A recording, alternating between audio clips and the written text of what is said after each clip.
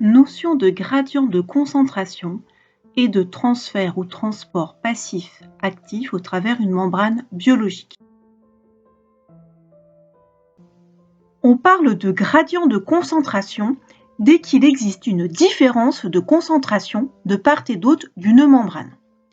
C'est le cas, par exemple, au niveau de la membrane basale de l'entérocyte. La concentration cellulaire de glucose étant de 10 millimoles par litre environ, et la concentration de glucose dans le liquide interstitiel étant environ égale à 5 millimoles par litre.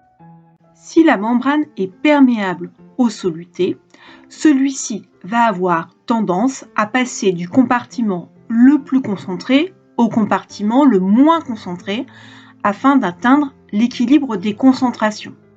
On dit qu'il suit le gradient de concentration. Au niveau des membranes biologiques, le transfert de solutés est possible dans les deux sens. Lorsque le transport de solutés suit le gradient de concentration, c'est un phénomène passif.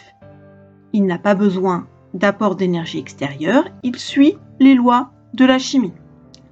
Par contre, lorsque ce transport se fait contre le gradient de concentration, le phénomène est qualifié d'actif. La cellule doit trouver une source d'énergie pour permettre ce transport contre le gradient de concentration.